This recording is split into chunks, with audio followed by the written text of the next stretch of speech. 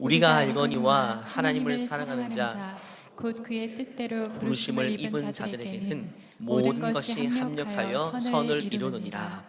하나님이 미리 아신 자들을 또한 그 아들의 형상을 본받게 하기 위하여 미리 정하셨으니 이는 그로 많은 형제 중에서 맏아들이 되게 하려 하심이니라. 아멘.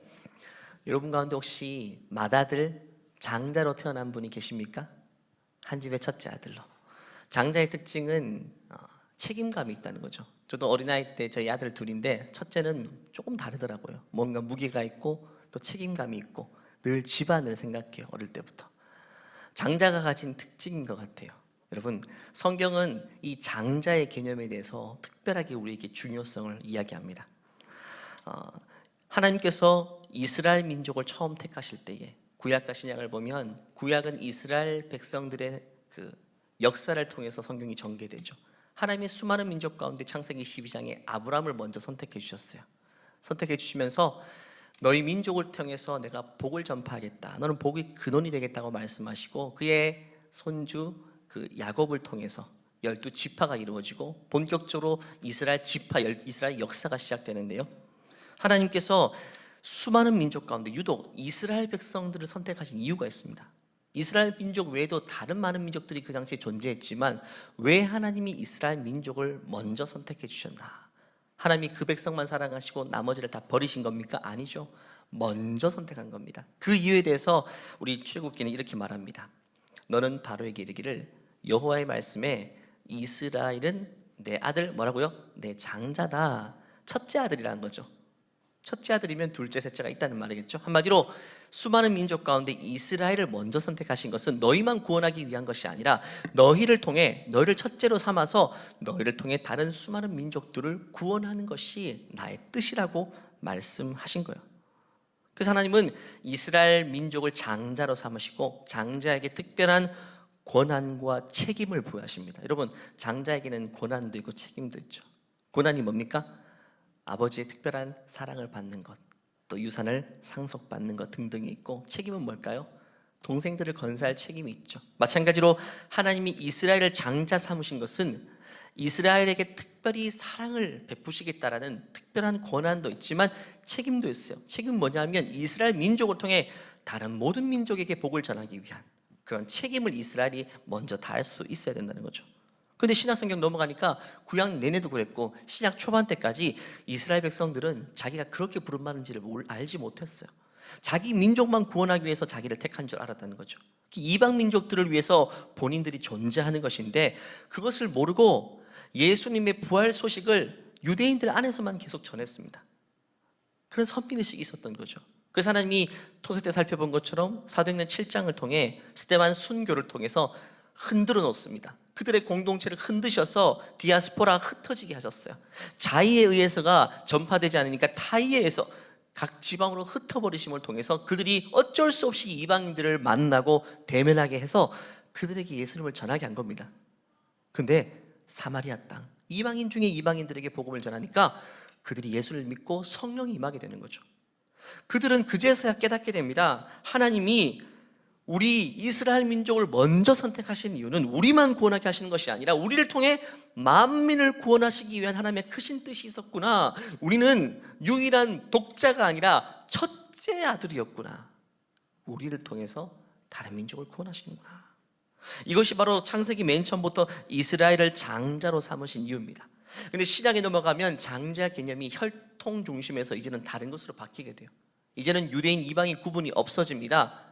신약 개념에서 장자의 개념은 로마서에서 새롭게 정의하는데요. 오늘 그 본문이 그겁니다. 우리가 알거니와 하나님을 사랑하는 자, 곧 그의 뜻대로 부르심을 입은 자들에게는 모든 것이 합력하여 선을 이룬다라고 말씀하시고 그 다음 절 보니까 하나님이 미리 아신 자들 또한 그들의 아들의 형상을 본받게 하기 위해서 미리 정하셨다. 다른 많은 사람들보다 미리 정한 사람이 있는데 그는 그런 많은 형제들 중에 뭐가 된다고요? 맏아들이 되게 하려 하십니다.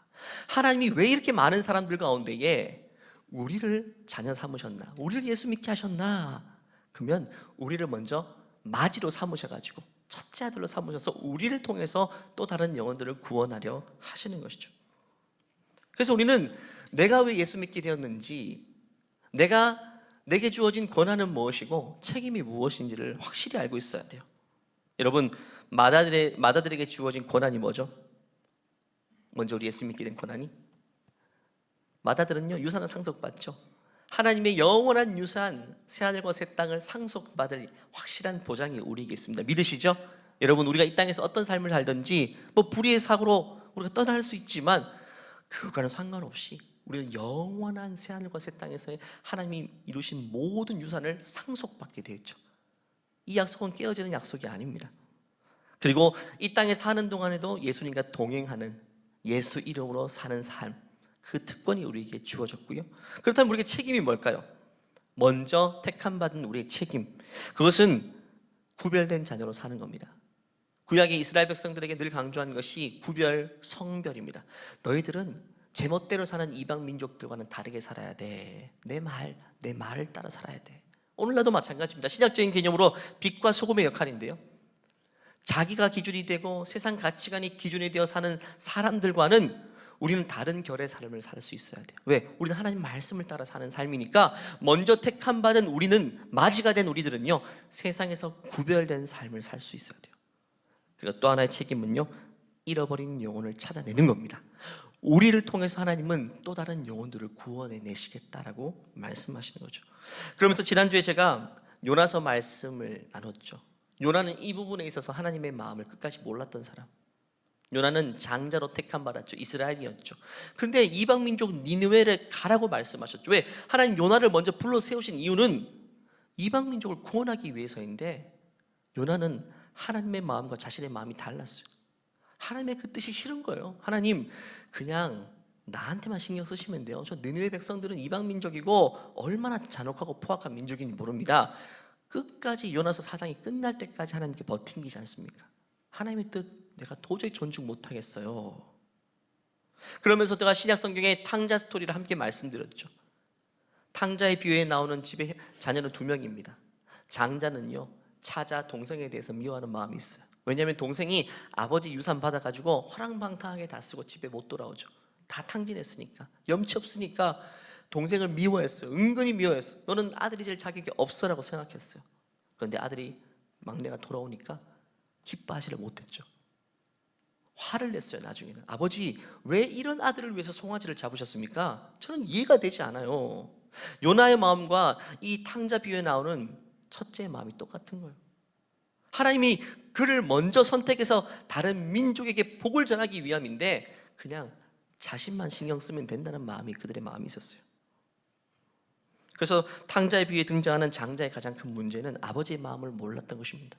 여러분, 첫째 아들이 아버지 마음 모르면 그 집안은요 참 가능성이 없어요. 너무너무 힘들어요. 아버지가 장자에게 원했던 게 뭘까요? 여러분 집에 자녀가 둘이 있다고 생각해 보십시오. 아들 둘인데 둘째 아들이 유독 사춘기 때부터 방황하더니 엄청 말썽 많이 피우더니 성인 되고 나서 아예 그냥 집을 나가버리고 허랑방탕하게 사고치며 살다가 여러 가지 것에 중독도 되고 손대지 못할 지경까지 가버렸어요. 그러면 부모 입장에서 어떻게 할까요? 첫째 아들 불러놓고, 얘야, 나는 네 동생은 진짜 포기했으니까 너라도 잘 돼야 돼, 이렇게 말할까요?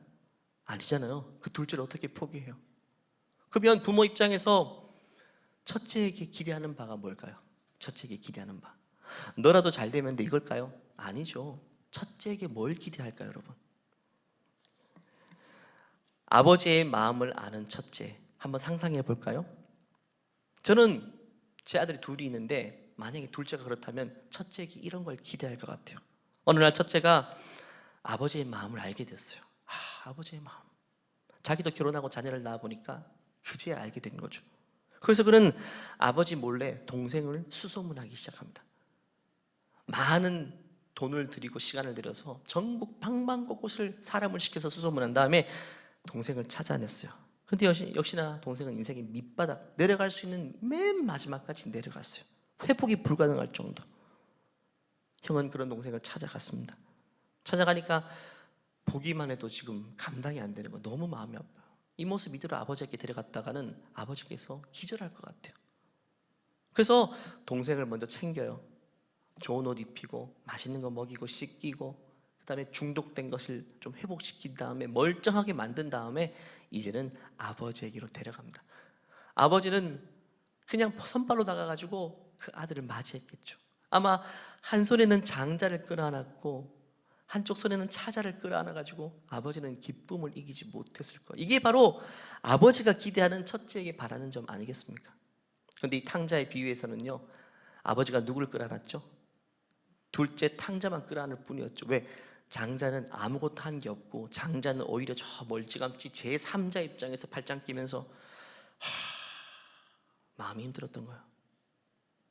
여러분, 어느 가정이 복된 가정입니까? 어느 아빠가 행복한 아빠겠어요? 탕자의 비유는 안타깝게도 돌아오지 못한, 아직까지 변하지 못한 장자의 마음으로 비유가 끝납니다. 여러분, 이것이 지난주까지의 설교였죠. 근데 오늘은요, 탕자의 비유에 등장하는 이 장자의 모습과 전혀 다른 모습, 또 요나사에 등장하는 요나와 전혀 다른 진짜 장자 중의 장자, 진짜 아버지의 마음을 제대로 아는 첫째 아들의 모습을 제가 소개하고자 합니다. 여러분, 실화입니다. 실화. 그의 집은요, 너무나도 풍요롭고 거대한 성이었어요. 그 집에서 맏아들은요, 모든 걸 다 누리면서 편안하게 살 수 있었습니다. 하지만 그 집의 동생이 또 말썽이었죠. 탕자와 같아서 아버지의 마음에 대못을 받고 집을 나갔어요. 청소년기 때부터 나가서 돌아올 생각이 없네요. 들려오는 소문은요, 역시나 허랑방탕하게 살다가 인생의 밑바닥까지 내려가서 주위에 사람도 없어요. 또 많은 빚을 졌다라는 소식을 듣게 됩니다.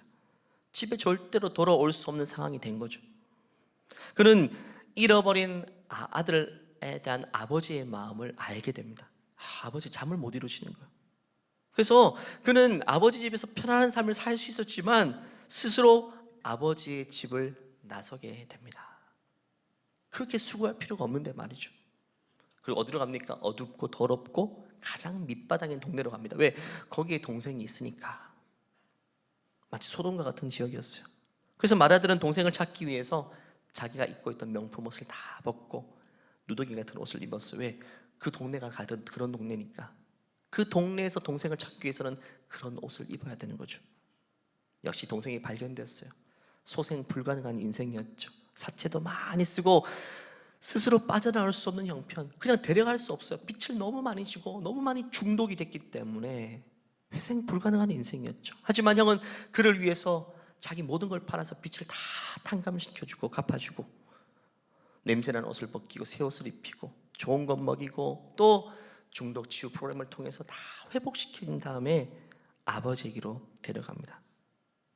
그래서 아버지는요, 조금 전에 제가 비유로 말한 것처럼 한쪽에는 큰 아들, 한쪽에는 작은 아들을 끌어안고 펑펑 울면서 기쁨의 날을 보내게 되죠. 여러분, 누구 이야기일까요? 들어본 적 있죠? 이런 스토리. 바로 예수님의 이야기입니다. 예수님께서요, 하나님의 마음을 아는 독생자 장자셨어요.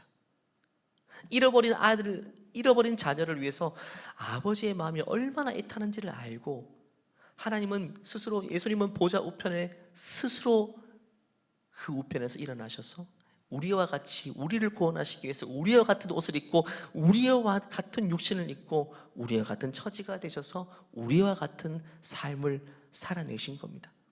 또 우리가 빚을 많이 졌죠. 우리 구원받을 수 없어요. 죄의 빚을 너무 많이 져서 스스로 구원할 수가 없어요.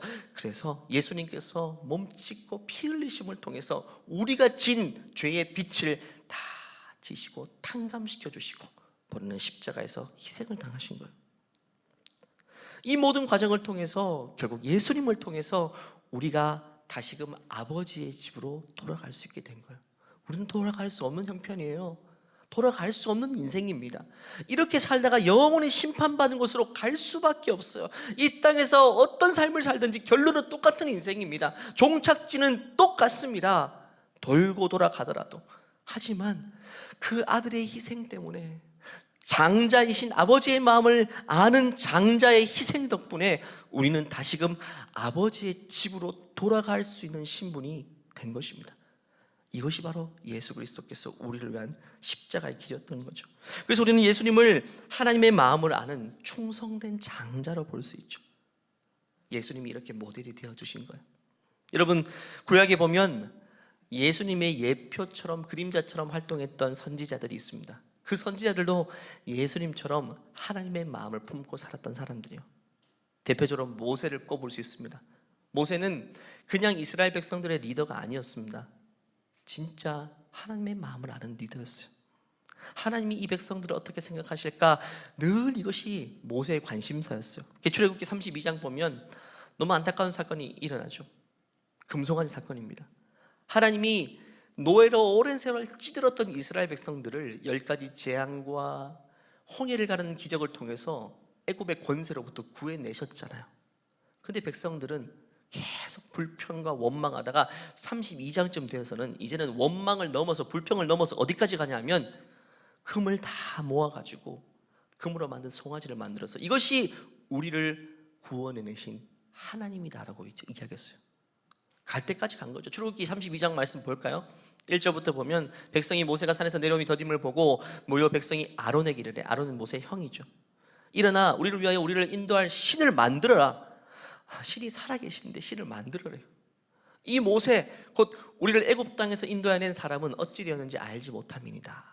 그러면서 우리 2절부터 또 볼까요? 아론이 그들에게 이르되 너희의 아내와 자녀의 귀에서 금고리를 빼서 내게로 가져오라. 모든 백성이 그 귀에서 금고리를 빼서 아론에게로 가져가며 다 자원해서 움직인 겁니다, 여러분. 아론이 그의 손에서 금고리를 받아 부어서 조각 칼로 새겨 송아지 형상을 만드니 그들이 말하되 이스라엘아, 이는 너희를 애굽 땅에서 인도하여 낸 너희의 신이니라. 끝까지 간 거예요. 불평 정도면 받아낼 수 있지만 이건 우상을 만들고 이게 하나님이래요. 갈 때까지 가버린 거예요. 이스라엘 백성들은 가능성 없어요. 끝난 겁니다. 이제는 끝났어요. 이 정도까지 가면 방법 없습니다, 여러분. 하나님은요 엄청나게 진노하십니다. 성경 전체를 통해서 이만큼 진노하신 적이 없다고 할 정도로 하나님이 진노하시는데, 하나님이 화내시면요 얼마나 무서울까요, 여러분? 사람도 화내면 무섭잖아요. 하나님이 진노하시면 감당 안 됩니다, 여러분. 그 모습을 옆에서 봤던 모세는요 엄청 무서웠을 거예요.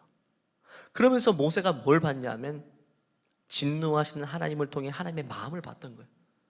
하나님이 이스라엘 백성들에게 화내시는 이유를 봤던 거예요, 여러분. 왜 화내시는가?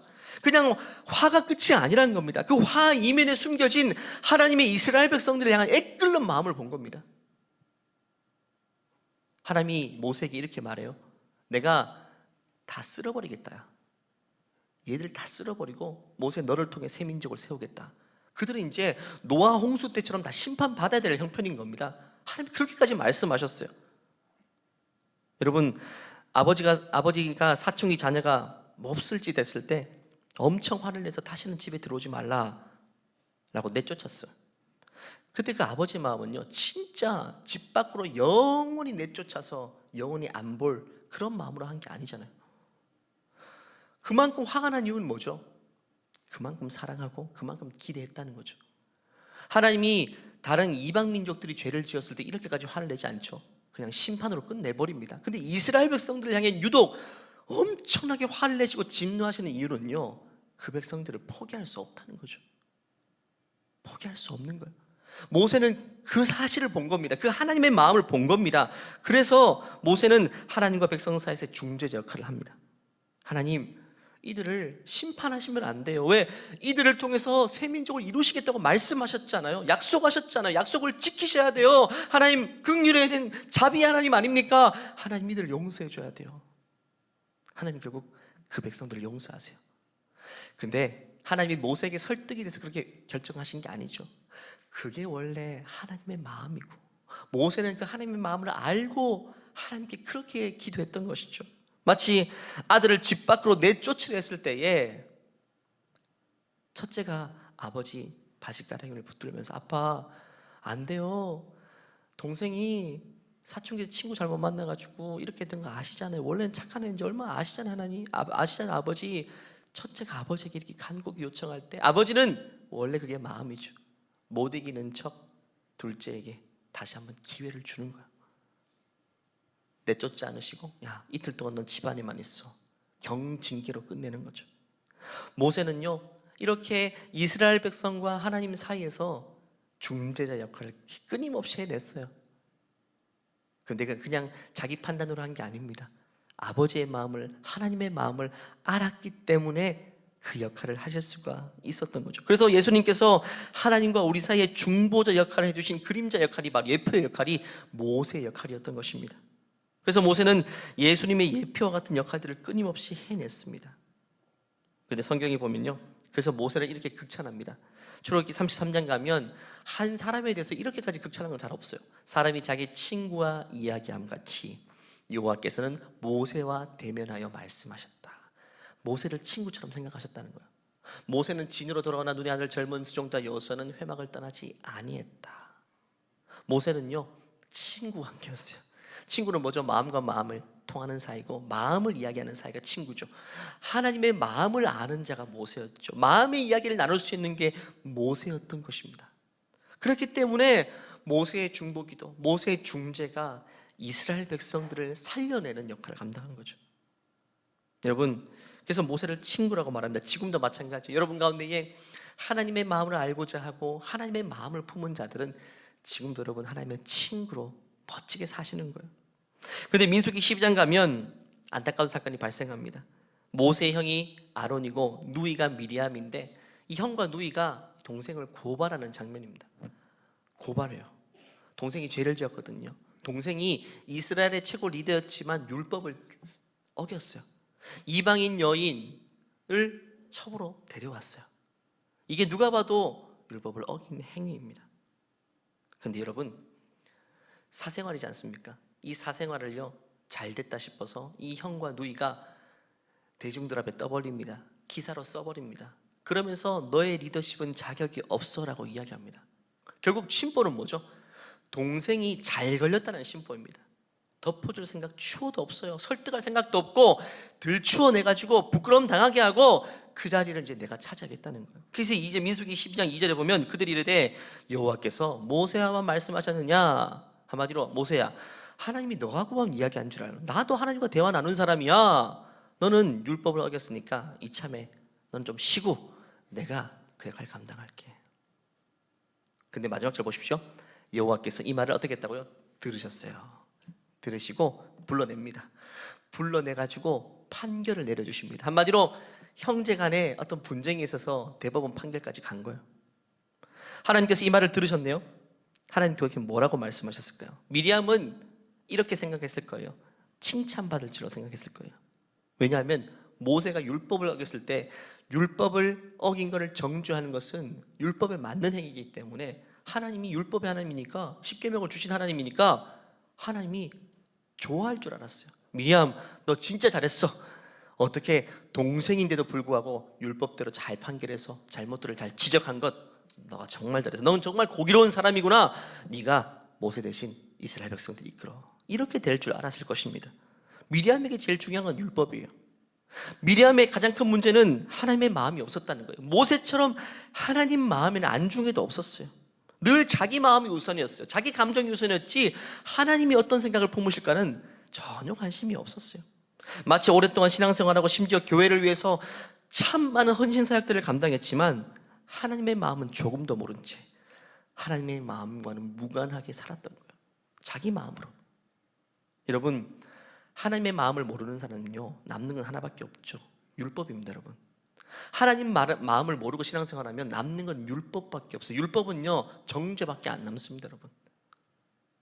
열심히 섬기는 만큼 나보다 못 섬기는 사람을 향해서 늘 정죄하는 것밖에 없어요. 하나님, 나는 이렇게 내 시간 내고 내가 모두 희생해서 이렇게 섬기는데 쟤는 뭡니까?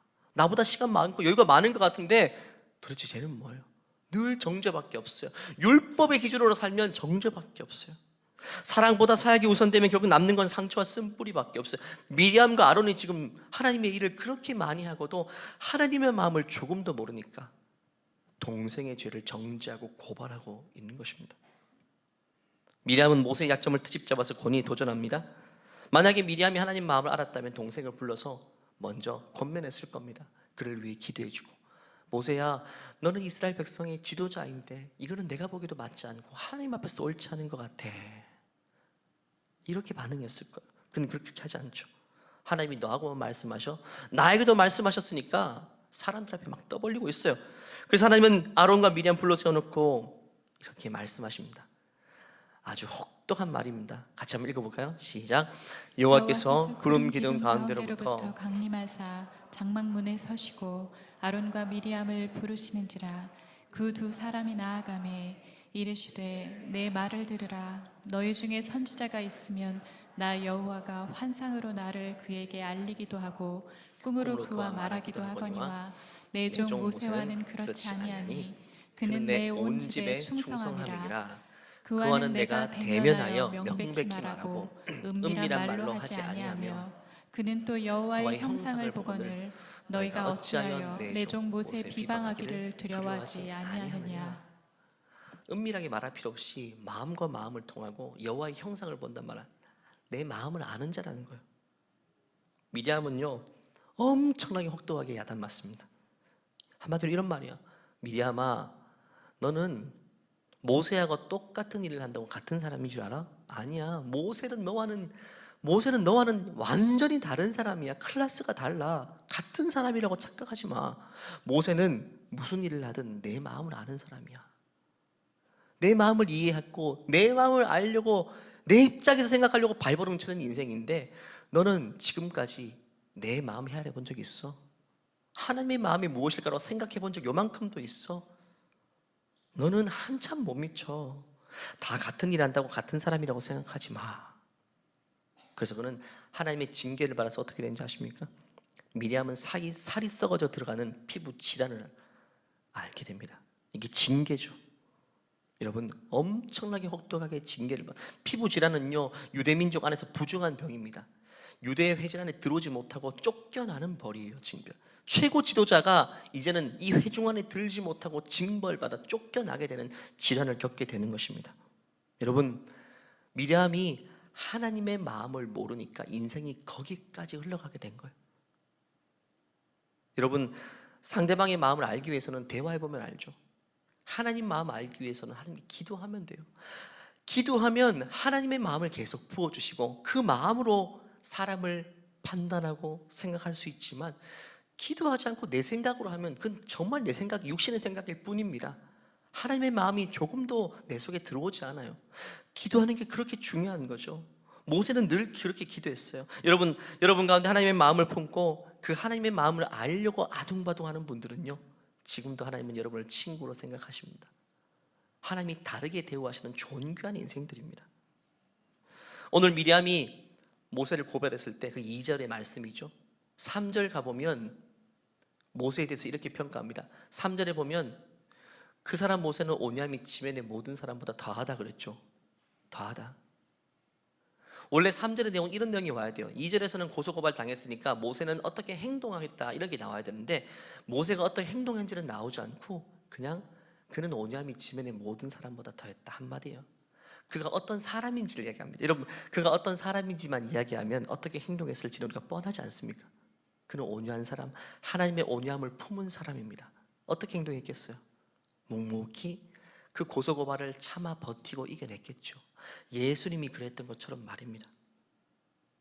하나님의 온유한 성품을 모세를 그대로 이어받았던 것입니다. 그래서 미리암이 하나님의 징계를 받아서 문둥병, 나병 환자, 한센병에 걸린 것처럼 그렇게 됐을 때 하나님은 어떻게 하죠? 원래 그 다음 사건은 일반적으로 어떻게 됩니까? 집안 싸움이에요. 집안 싸움이 법정까지 가서 판결까지 났으면 그 형제는 돌이킬 수 없는 강을 건넌 겁니다. 그 관계는 회복되지 않아요. 근데 지금 모세는요 그 누나 미리암의 회복을 위해 기도하고 있어요. 하나님, 미리암 좀 회복시켜 주세요. 하나님, 저렇게 만들면 안 돼요. 저도 지금까지 하나님을 위해서 얼마나 충성했습니까? 하나님, 용서해 주시고 저 피부 질환 좀 치료해 주세요. 왜 이렇게 얘기했을까요? 여러분, 좋은 사람 되려고? 그렇게 용서해야지 대중들 앞에 좋은 사람 되니까? 잘 보이기 위해서일까요? 아니면 그렇게 하는 것이 본인의 승리의 종지부를 찍는 거니까? 아닙니다. 그런 의도가 아니에요. 3절에 뭐라고 말합니까? 모세는 온유함이 지면에서 승한 사람이다. 하나님의 마음을 품은 사람이라는 거죠. 그가 왜 그렇게 기도했냐면 그때 하나님의 마음을 또 본 겁니다. 하나님이 미리암을 징계했긴 했지만 미리암이 미워서 그랬을까요? 미리암도 하나님이 사랑하는 자녀입니다. 자녀에게 피부의 질환으로 징계했다는 것은 하나님의 마음이 얼마나 아플까요? 그 하나님의 마음을 알고 나니까 모세가 가만히 있을 수 없죠. 그래서 하나님, 미리암 좀 용서해 주세요 라고 기도하자 하나님은 기다렸다는 듯이 못 이기는 척도 미리암을 용서해 주세요. 7일 뒤에 치유해 주세요. 여러분, 하나님의 마음을 아는 것이 이렇게 중요합니다.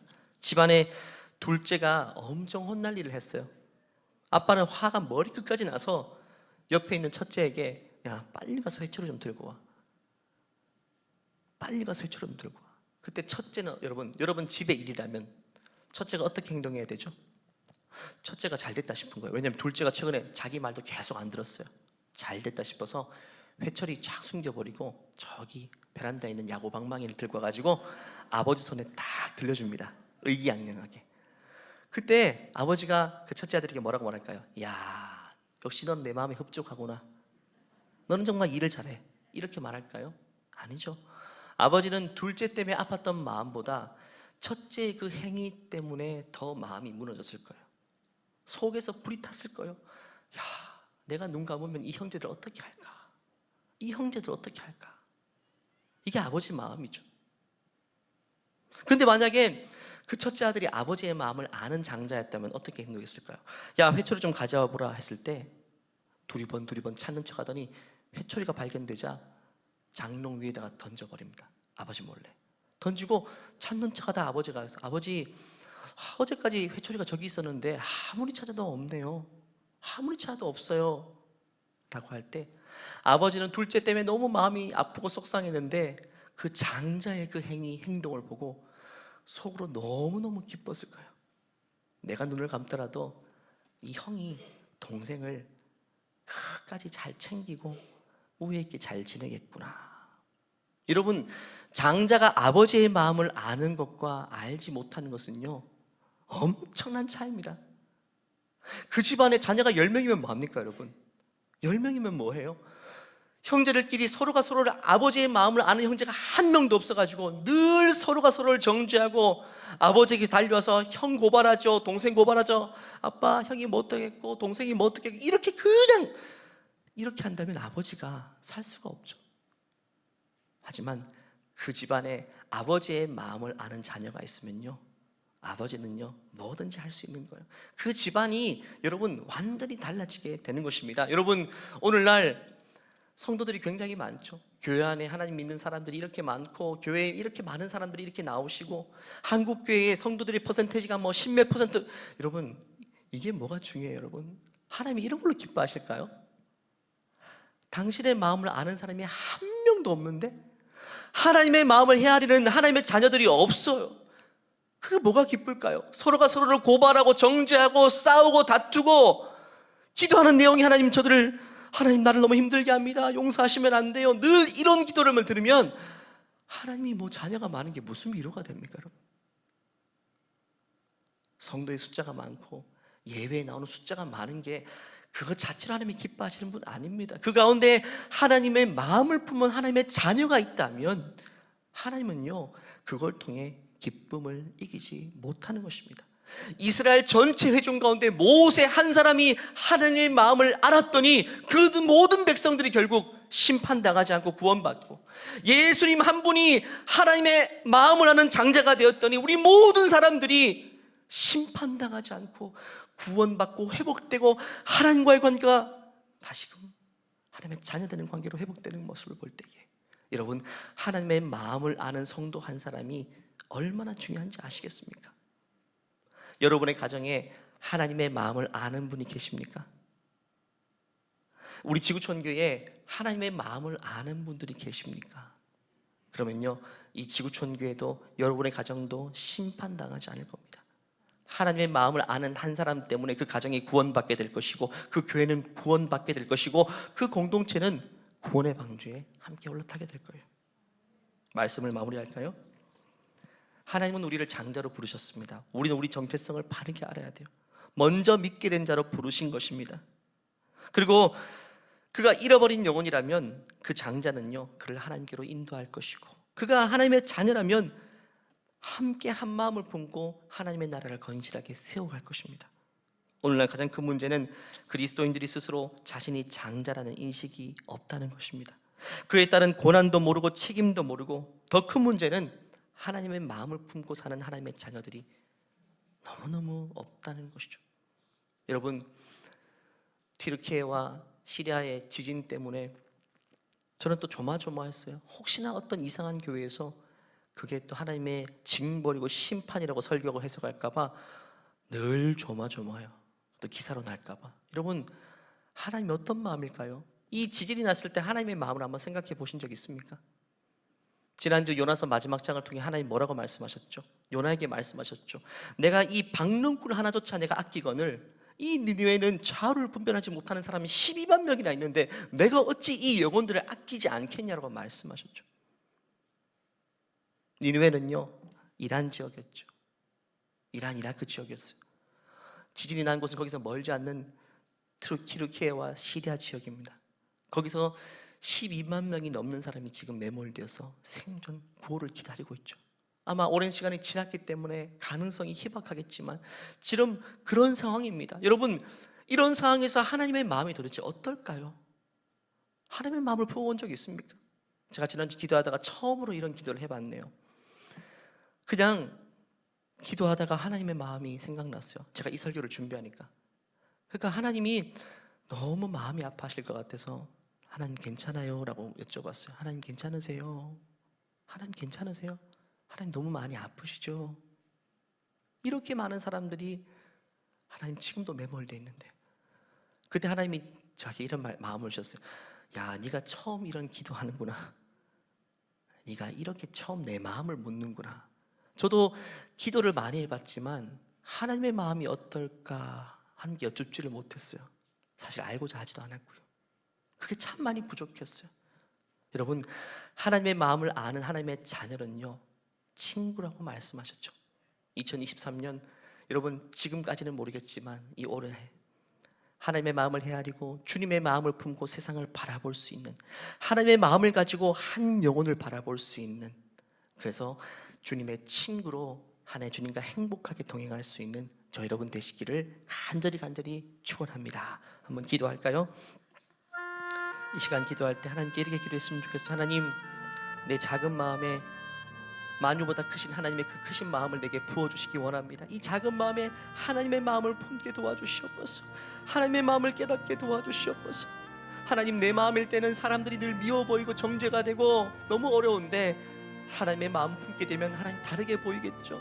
모세가 그랬던 것처럼, 예수님이 그랬던 것처럼 내게도 하나님의 마음을 부어주시기 원합니다. 또 하나 기도할 때 이 시간 하나님의 마음으로 튀르키예와 시리아에 하나님 아버지여, 정말 고통당하고 있는 그들을 함께 품고 기도하기를 원합니다. 하나님의 아파하는 마음을 함께 느끼며 그 마음으로 그들의 생명을 보호하여 주시옵소서. 지금 마지막 거친 숨을 몰아쉬고 있는 그 영혼들에게도 생명싸기로 지켜보아시고 한 영혼이라도 하나님 생명을 구원받을 수 있도록 도우시고, 치유당하고 부상당한 영혼들, 가족을 잃어버린 시련에 빠진 영혼들 회복시켜 주시고 위로하여 주시고 하나님 치유가 급속도로 일어날 수 있도록 주님 역사해달라고 이 시간 주여 한번 외치고 기도하며 나가시겠습니다. 주여, 내 맘에 풀어주시옵소서. 주님 역사해 주시옵소서. 아버지 도와주세요. 아버지 도와주세요. 아버지 함께 해주세요. 하나님, 우리 마음 가운데 주의 아버지의 마음이 하나님, 아버지, 그 아버지의 뜻을 따라 살게 주님의 마음을 부어 하나님, 그 아버지의 마음, 주님의 마음을 알게 도와주세요. 나를 향한 주님의 뜻이 무엇입니까? 그 영혼을 향한 주님의 마음이 무엇입니까? 하나님 알려주세요. 내가 기도하주세요. 아버지의 마음 품기를 원합니다. 주님의 마음 품기를 원합니다. 주님의 눈으로 세상을 바라보기를 원합니다. 아버지, 긍휼을 베풀어 주시옵소서. 하나님의 무엇인가 하나님 인도하시고 하나님 하루속히 회복시켜 주시옵소서. 도와주세요. 아버지 역사해 주시고 그 땅을 긍휼히 여겨주시옵소서. 재앙을 만난 그 땅, 어둠 가운데 있는 그 땅, 하나님 아버지요, 빛을 든 사람들이 감사하여서 그 땅을 회복시켜 주시고 하나님의 사람들을 보내주셔서 하나님의 회복과 급속도로 이루어질 수 있도록 아버지 역사해 주시옵소서. 하나님 위하여 주시옵소서. 하나님, 이제는 우리 마음으로 살지 않게 하시고 하나님의 마음을 한 자락이라도 품고 살아가게 하여 주시옵소서. 영혼을 바라볼 때에 내 시각으로 바라보지 않고 내 마음으로 바라보지 않고 그 영혼을 바라보시는 하나님의 마음을 품을 수 있도록 그 하나님의 시각으로 그 영혼을 바라보게 하여 주시옵소서. 하나님, 지금도 하나님 빛을 기다리는, 구의 손길을 기다리는 어둠 가운데 있는 우리 튀르키예와 시리아 우리 형제들이 있습니다. 먼저 장자된 자로서 우리가 빚진 마음으로 그 영혼들을 위해 기도하게 하시고 그 영혼들에게 우리의 사랑을 흘려보낼 수 있도록 역사하여 주시옵소서. 구호 물품들이 빨리 도착하고 치유의 인력들이 도착하여서 부상당한 자들이 속히 급속도로 회복되게 도와주시고, 사랑하는 가족을 잃어버려서 상상할 수 없는 고통 가운데 있는 영혼들에게 하나님 생명을 포기하지 않게 하시고 하나님의 크신 위로와 회복의 은총을 베풀어 주시옵소서. 이 모든 일을 통해서 하나님의 사랑이 얼마나 크신지를 만인들이 깨달아 알 수 있도록 하나님 은혜 베풀어 주시옵소서. 주님께 감사하며 거룩하신 예수님의 이름으로 기도하옵나이다. 아멘. 우리에게 하나님의 마음을 부어주시는 주님께 영광의 박수 올려드립니다. 우리를 친구 삼아주시고 우리에게 하나님의 마음을 부어주시는 주님 감사합니다. 다 같이 나서 찬송하실 때에 이 찬송의 가사처럼 하나님 마음 내게도 허락하여 주세요, 이런 기도하는 마음으로 우리 마지막 찬송 고백해 올려드리겠습니다. 아버지 당신의 마음이 있는 곳에 나의 마음이 있기를 원해요. 아버지 당신의 눈물이 고인 곳에 나의 눈물이 고이길 원해요. 아버지 당신이 바라보는 영혼에게 나의 두 눈이 향하길 원해요. 아버지 당신이 울고 있는 어느 땅에 나의 두 발이 향하길 원해요. 나의 마음이 아버지의 마음 알아 내 모든 뜻 아버지의 뜻이 될 수 있기를 나의 온 몸이 아버지의 마음 알아 내 모든 삶 당신의 삶 되기를 나의 마음이